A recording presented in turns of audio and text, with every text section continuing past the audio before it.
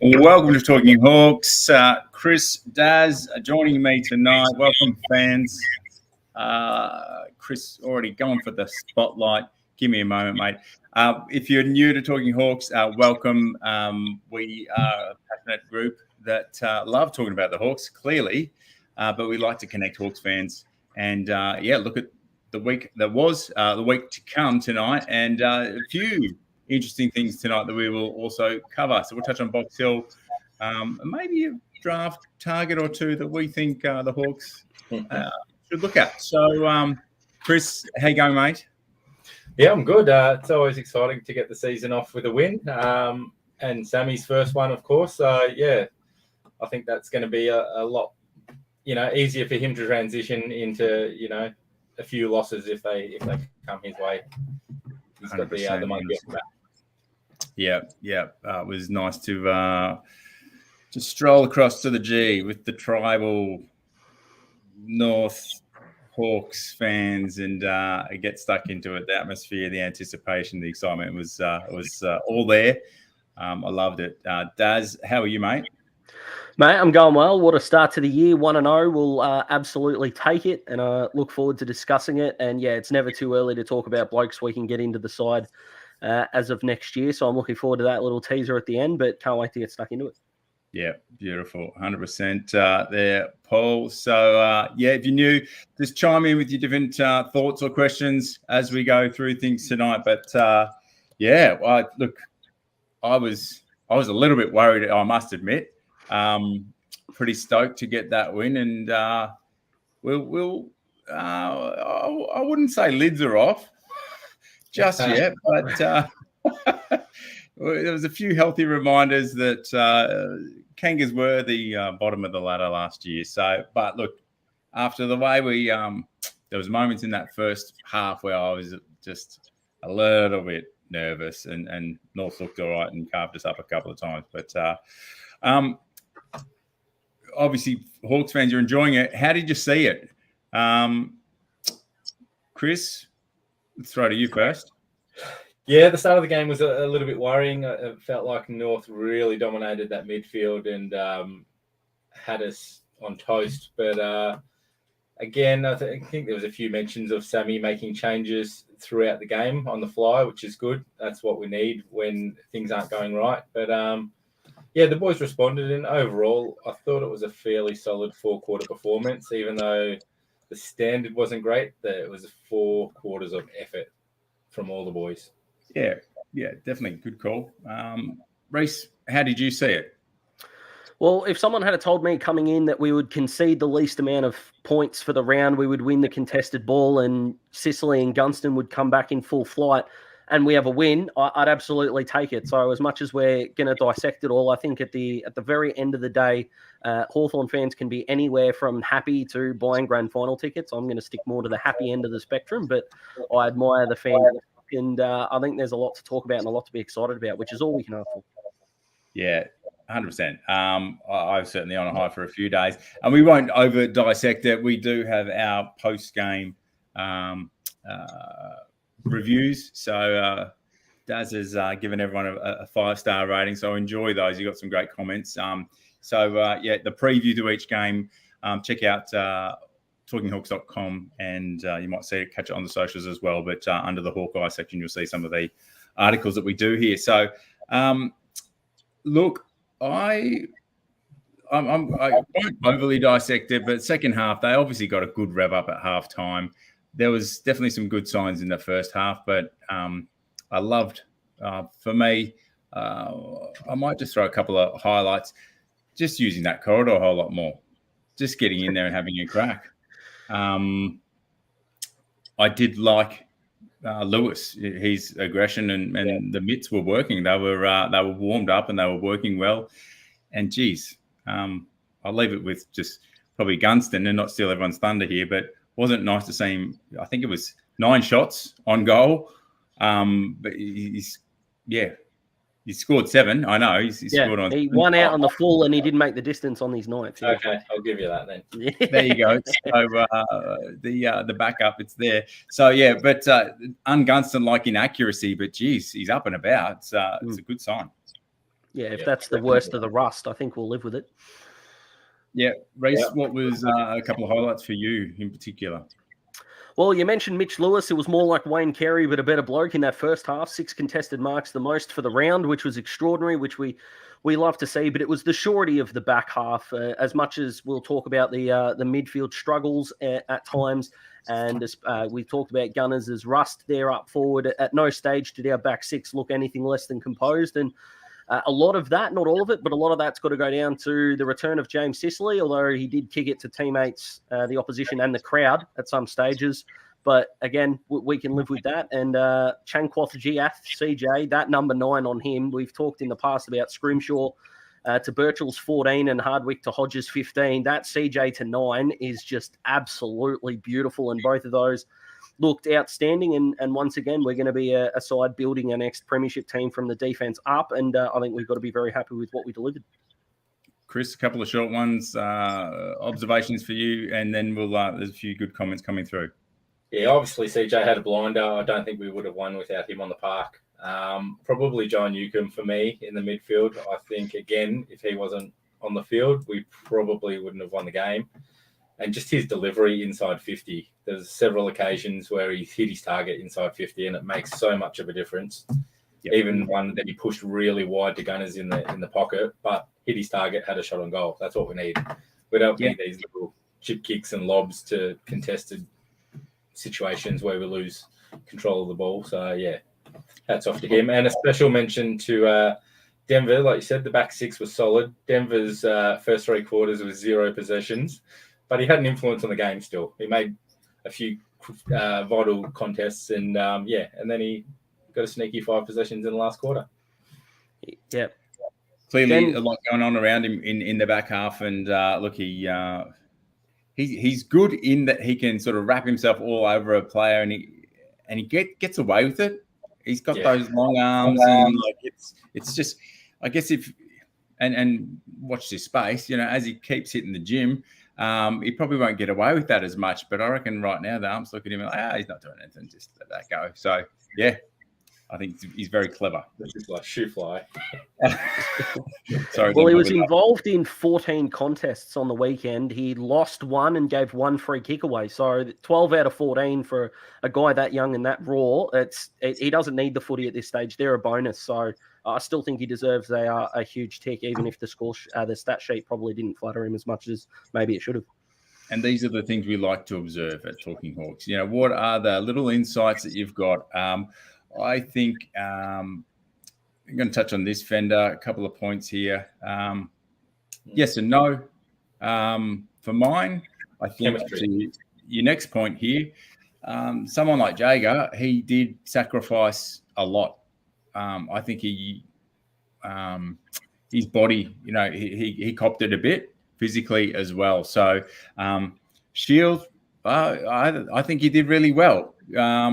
I thought he played a really good role, and him dropping out this week, we'll talk to that in a minute, maybe why, but agree, we hope for a little bit more. Chad, I would, what's going on, big fella? Well, those sleeves are an invisibility cloak. What was he doing, Chad? My God, it would bounce off his forehead, his chest, his arms. It just didn't happen. But a player of that class, the way he broke open that last quarter, it was the difference between he'd probably get smashed during the week, and fans are probably we expect better next week. But he was one of the reasons we won the game. So he gets a mulligan, but we need him to lift. Absolutely, keeps you coming back for more because he just gives you those flashes of brilliance, which I know it's frustrating to so many different fans and to others that he's holding his own. So let's say you don't know what always goes on behind the scenes, and he does get criticised for his on-field body language, and I think it's just a real competitor there. So here we go.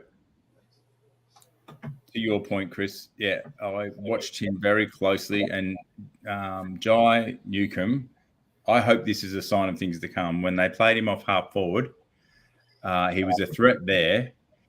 Mate, get a young fella like him kicking a goal or two a game across this season, and then in the fourth quarter, I was just delighted watching him after a full, preseason. He was absolutely gut running in the fourth quarter when there was a lot of bodies that were tired. So how much that was tactics, because we did have a lot of sort of midfielders. I like that as a sign of things to come. I'm crossing my fingers that they look to use more players like that. But Jai, a good weapon there. And just to your point as well, him and Dylan Moore just work beautifully off each other because Jai's the ground level threat and Dylan Moore is much more the in the air threat. Who, Dylan Moore for his size, pound for pound, the overhead marking is absolutely awesome. So if it's a guy like Dylan Moore who might have to fly for a contest here or there, I don't think any halfback wants Jai Newcombe looking at them when they've got the footy, because I'm still convinced Jai gets told that they lock his car keys up until he lays 10 tackles a game, so he goes at it full strength. So those two can work really well in tandem in the future. I agree with you. He had 18 touches and 14 of them in the forward half, so huge tech and another good coaching move by our man Sam. Yep. Chris, I'll throw this one to you. The Sheriff's in town. So what's your assessment of Finn?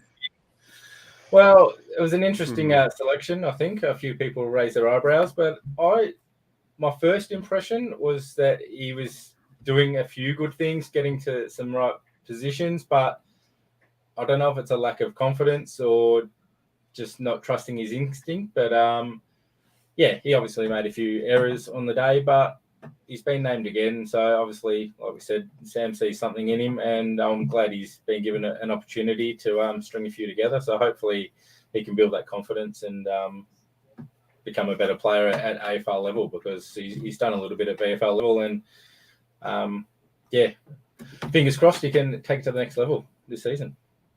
Yeah, for sure. Mike Guy, Reece, I'm going to throw this next question to you, but really admirable effort from, I think we'd all dip the lid, but this question from Glenn, I'm going to tie them in together because it's on the ruck side of things.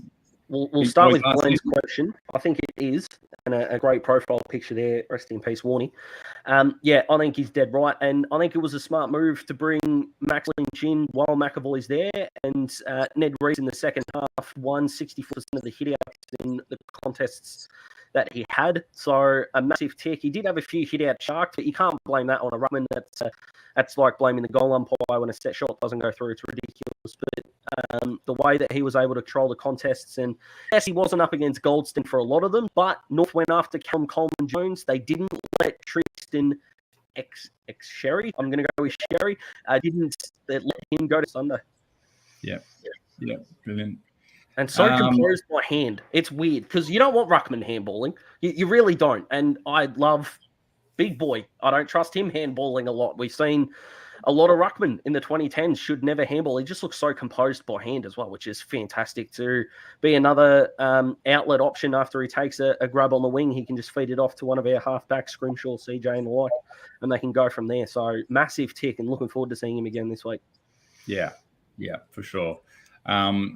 I know off topic what you're saying there, but some good thoughts on Finn. And I'd love to know from the horse's mouth the role that Finn is given quarter by quarter, because how it changes and just I was personally surprised that he was named. So good on him. He's doing obviously what the internals what they're looking for. So all right. It reminded me of Ryan Burton a little bit when he played those few games for the Hawks. That not weird height. I don't say that as in his body shape is weird, but he's not quite a tall. He's not quite a small. He went at 41% disposal efficiency before he kicked the goal, Finn. So, I'm with Chris. I don't think you turf these kind of guys out after one game, and we've kept Ward and McDonald as well after positive showings. But, it's really interesting to see that if Finn is a part of the next sort of premiership tilt, and I think Sam hopes that he is, just whereabouts on the field that is. So definitely one to watch, but I think he's under the pump this week, and fingers crossed he passes with flying colours. All right. Hopefully it's not a question without too much notice, but your best five, Chris? From that game. I'll give you that. Just let me find my notes because we'll let Reece go if he's ready. Yeah, mate, always ready. So I gave the best on ground in the review to Jack Gunston. I think if the worst thing that a guy does on the ground is miss 2 pretty easy set shots and he still walks away with 3, you're firing. Where as Hawthorn fans, we knew our defense was going to be good. We needed to be able to kick a score, and we ended up doing that with 78. So I gave Gunston the best, and you can throw Mitch Lewis as second for me, CJ at 3. I gave Jai Newcomb probably the 4th best, and I feel like I'm missing someone extremely obvious right now, but I might give it to Sam Frost, who didn't lose a one-on-one to Nick Larkey, who did triple his scoring output last year, kicked 14 goals in 2020 and then 42 in 2021, or it might have been 15 and 45. So he was in ripping form coming in, and Frosty didn't lose a one-on-one contest to him all day. So I'll give it to a defender. Yeah, Frost was brilliant. Totally different to you, mate. I had CJ at 5 votes. I just thought he was outstanding, especially at the start of the game when North were penetrating us pretty hard into the forward 50, and he was just getting intercept marks and just giving us some drive out of the back line. I gave Newcomb the 4 votes, Scrimshaw 3, Moore 2, and Gunston 1. It was very hard. It was quite easy. I like the Scrimshaw pick. He was probably the obvious one I was missing, but no, I like the Scrimshaw. Well, a lot of people left him out, so. We've copped it as Hawthorn fans a bit for using our future fourths on Scully and Patton for different reasons they didn't work out. We gave up the same for Frost. We gave up the same for Scrimshaw. And let me tell you, 2 out of 4 of those have been home runs so far. So hats off to the Hawks there. Yeah, love it. Yeah. What about you, Matty? Well, the were probably Sicily and Tom Mitchell. Yep. I think Sicily would have been the obvious one, but I think he kicked it into the crowd a couple too many times. But what about you, Matty? You're 5. Yeah, I've got Mitchell, Lewis, and Frost all stiff to not be included here. But Gunston gave him 5, Sicily 4. Without those 2 in there, I think the senior heads and the influence there on the game, albeit a few clangers and some inaccuracy from Jack, I think it made everyone walk a bit taller. CJ just inspirational, very effective. Marks and just, mate, he's a freak, and we love it. Nuke, who I wanted to give a lot higher just for his clangers, I've just got to put him down a little bit there, but loved the way they played him. And Scrimshaw, Chris has influenced me there on Scrimmer where we were coming home from the game. So, all right. So, one last thing before we move on from this game. Great first up win. Top 4. Top 4, lads. Just for this week. Calm down, Matty. I don't know how much. We're going to Adelaide, yeah? I might not be able to hold on to that, too long this season, so I'm enjoying it still. But for mine, even just, I think C-Mac, loved it. Ward, I got a photo with Wardy at the end of the game. Yeah, all right, show off. Pretty much. Yeah, we get it. They love you. It's all good. Big highlight for me. He was very respectful. He stopped. He was very polite, and he said, "Better get off to the change room," because he'd just been catching up with his family and friends, I think. So but the backing of youth, even putting Denver in, it's I think it's a really good sign from Sam, and perhaps a bit of a statement. Hardigan not getting in. So, there were some big bodies down there that you could easily have justified, I think, putting Hardigan in. But, happy days. We've got our boy Denver and Jive both come up good, and these other kids looking great. So whenever they're ready to roll out the youth, happy. But Shields, I thought he's been dropped for this week. We threw around and maybe his wife, I believe it is, partner, on Instagram is pregnant and expecting. So club haven't said anything, wondering if that might be why he's not playing. There's a few people starting to say, yep, it's time, make way for the youth. But anyway, it's an interesting one. I think he'll be serviceable for the whole year. He does a job most weeks, and I think he did a good job against North. So there was one little teaser in our Talking Hawks group, and we're going to move to the AFLW, a bit of a target. Is it too early to trade future firsts in the AFLW, or no? Do we have to trade them to Tennis Australia? I think, is that how it works? How about Ash Barty just comes across, to the G? It's not too far of a walk. in the Brown prime, 25 years old.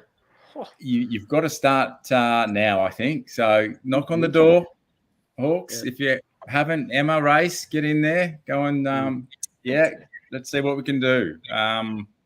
Anyway, you got to.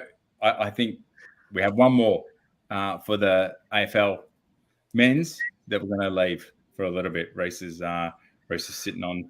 Well, I've got a pitch ready to go that he's going to knock some socks off. Maybe. So, all right, let's change gears a little. I'll catch up with some comments here. Chris or Reece, Box Hill practice matches. How we traveling? They're going well, and listed players. I mean, our top-up players were announced, and a lot of names recognisable to Hawks fans. 5 guys on that list with senior experience, which of all the Victorian teams is second highest, I believe.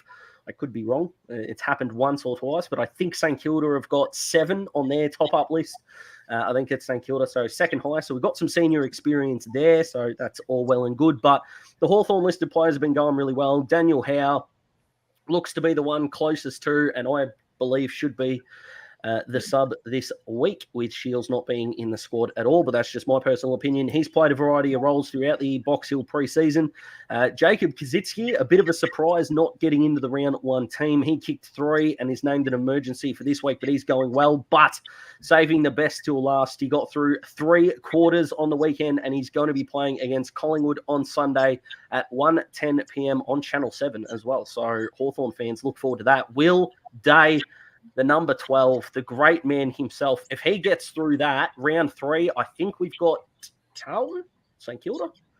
Anyway, whoever we're playing in round 3 should be really nervous about the Wilbur coming back in. And if there's one bloke that Hawthorn fans hope plays out the rest of the year after this week, it's Will, and he takes the next step, and just another important young part of our next premiership tilt. So the Box Hill guys, Clint Proctor, we'll expect them to be up the upper echelon of the ladder, and we'll get a good mix of guys in there during the year, and our Hawthorn listed players at the moment are going really well. So fingers crossed, all the Hawks fans after Saturday night can have a nice breakfast on Sunday and catch the guys on Channel 7 against Collingwood. And the AFL announced as well that all VFL games that aren't on Channel 7 will be able to be simulcast through the AFL app as well. So if Box Hill aren't on Channel 7, you'll be able to catch it there as well to catch up on who might be getting in the team, how our top-up players are going, and more importantly, supporting the Box Hill boys.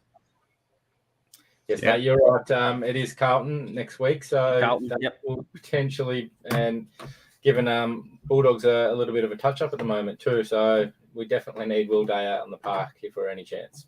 Absolutely. Well, we put a bit of a poll out, talking Hawks, because we just couldn't agree internally. Does he come back in?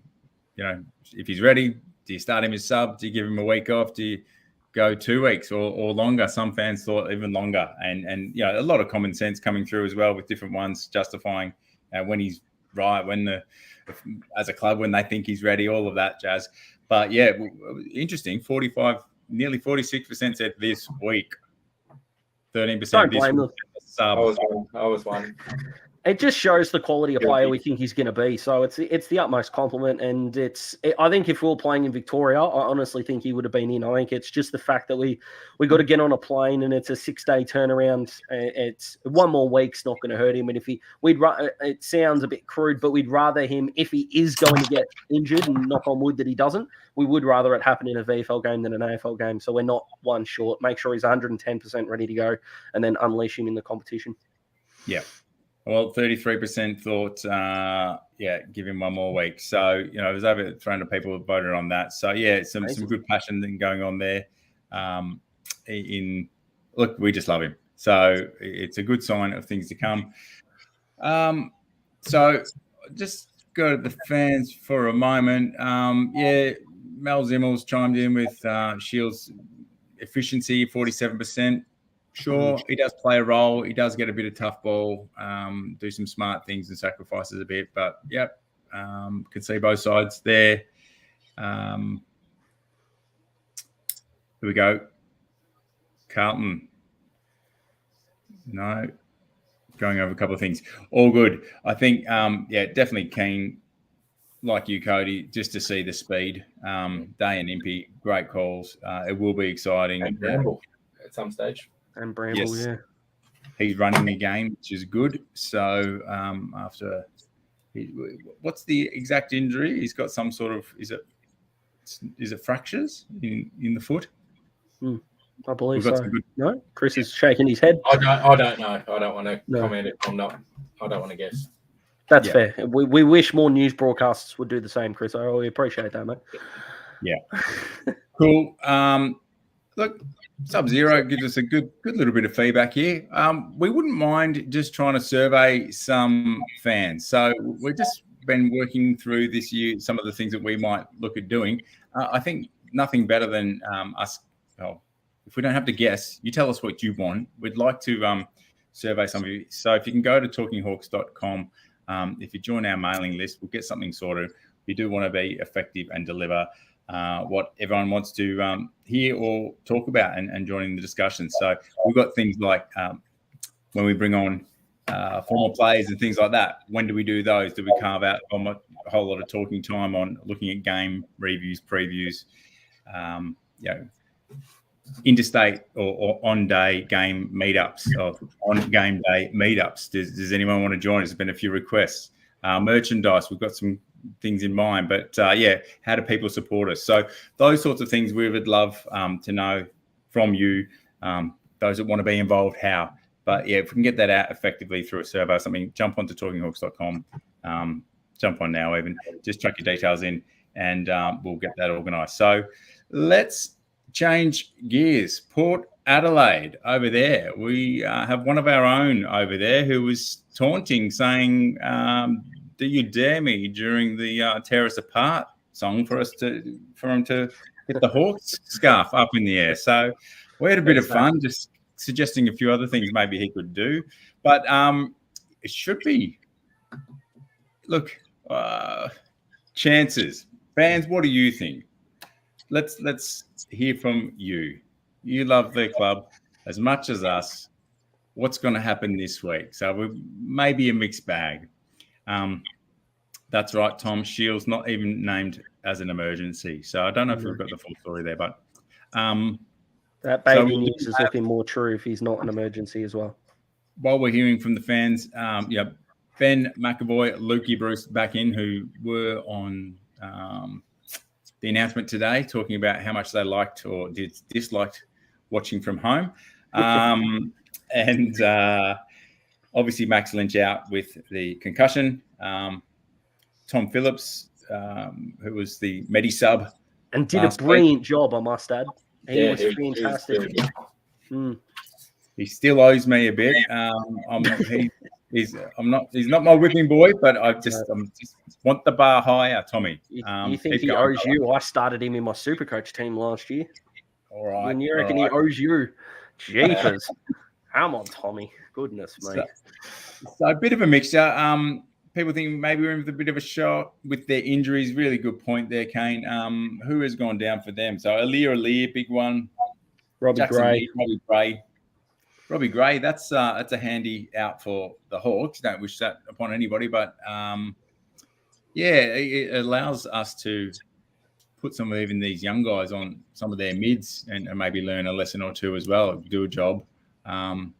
Always enjoy watching that play out. But how do we Port Adelaide? What's your thoughts on what the Hawks need to do after you've watched last week? That's fresh.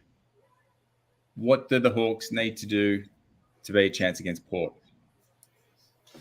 Like any game, really, it comes out of the midfield. If we win the midfield battle, we're half a chance, I think. Give our forwards first opportunity. Hopefully, big boy McAvoy's camped down at full forward and plucks a few. Mitchie Lewis, Gunston, they all chip in a few goals. We're a chance. Big boy's starting centre half forward next to old mate Brewsty. So we'll see where Big Boy gets moved around. But all right, give us something new, Chris. Daz, what do you got? Well, you want new. I'm tapping Connor Nash on the shoulder and I'm going, you are gonna not literally, but you're gonna beat up on Ollie Wines. They're very similar height, very similar build. Brownlow medalist, as we know. Connor, you do not need to touch the footy at all. Anytime he does is a bonus. But Ollie Wines is yours. You're going to become a caravan. You're going to tow behind him and hopefully in front of him at the stoppage as well. And do what you can. Travis Boak's 34.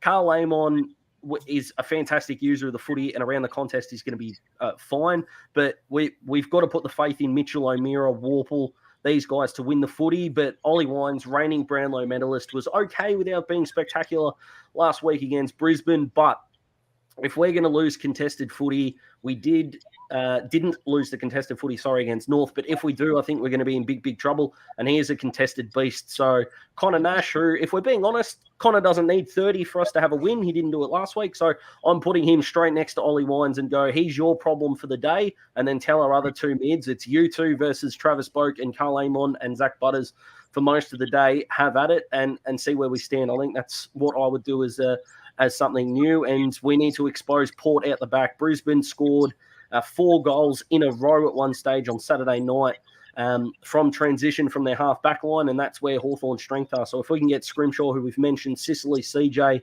breaking the line and beating them out the back, Lincoln McCarthy, Nakia Cockatoo, Zach Bailey, Cam Rayner did it all on Saturday night, and I'd happily say that Dylan Moore, Jack Gunston, Chad Wingard and John Newcomb can happily do that, hopefully a similar amount of damage, and that first quarter is crucial to get the crowd out of the game.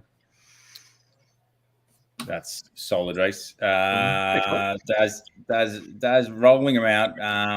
Check out Daz Talks Footy outside of Talking Hawks. But analysis for I would just love to see a little bit more composure and less rushing of the throwing that ball on the boot. I think we had a little bit more space than sometimes we recognised, and I hope that's a little bit more talk or composure. 38,000 there. It wasn't like the crowd was so loud that they couldn't hear. But they do face a cauldron over there, so you do want to silence the crowd as much as you can. And that's really scoreboard. Hitting bodies hard. I think our pressure can be better. I think we can attack a little bit more, but we've got that defensive. It's the spacing. You give them that kick because you're defending a zone. So. But it's just the anticipation. We've got certain players that have got the license or the timing, and they do basically arrive at the contest as soon as someone's got the ball. If they can't get there, I want to see more of that, and I think that would give us a chance in terms of matching perhaps some of the pressure that they will put on us. So I think it'd be a little bit of a tougher challenge for the younger blokes in the middle, but keep them in there. So all right. Tips. Well, what have we got? Let's go as far as your thoughts. Let's go to the fans. Some of you already done it, but what's the result and the margin? And I haven't thought of this one fully, but Daz. Look, I'm a bit like Sam Mitchell's son, if you heard Mitchell on AFL 360, because I also tipped us to lose last week, and Sam Mitchell's happy that I'm losing, so that will go down well. So if I am the reverse jinx, look, you got to respect Port. They're a 2-time preliminary finalist, and they choke come finals and not during the regular season. So they're going to start favourites. I want to see a massive effort. If we go 4 quarters to the end, I'm happy with the result either way. I think if we can get within 20, that is a huge tick. So I'll go Port by 20, but the Hawks show enough fight to know that, or to all the Fox Footy and mainstream media people, that this isn't a bottom 4 team, regardless of what you think of the coaching situation, that this is a squad that's going somewhere. And I think a game like this might be a statement game, whether we win or whether we lose. But the Hawthorn fan in me says we're a massive chance, and I still think that we are. But the footy fan in me says that Port are probably a little bit too strong. Yeah, I think I have to agree with you, mate. It's not a good feeling. Realistically, Port by 6. Optimistically, Hawks by 6 points. All right, Splendors. I will go Port by 16. So I think an admirable fight will be put up, and some people here finding that hard as well. So I love the optimism. I love hearing the realists. I think it's great. Look, we all just want to see a good contest, and just that continued unfurling of the new brand and seeing what this football team is going to do, and a lot of energy coming from the youngsters. So keen just to, before we look to wrap it up, Talking Hawks does get a lot of help, and we would always on the lookout for more, but we have Base Compression who do some amazing gear. If you are an athlete of sorts or have some in and around you, check out talkinghawks.com. You'll see some of the partners that we've got, and if you go there and you click on the link, you will get a 20% discount off the Base Compression gear. My son, thank you. My son, that's not my son, but he is very, well, he's doing beautifully. Very, very active, and he says they're the best compression gear that he has worn. So, all right, let's go, Daz. This is the big wind-up. This is a tease. Some thoughts, who the Hawks should target, and then we'll get off so that those that are keen to watch the footy can jump in. But maybe you'll go off with a bit of another thought on who we should target, because we thought about Maxi Lynch. We thought about Maxi Lynch when there was a thought.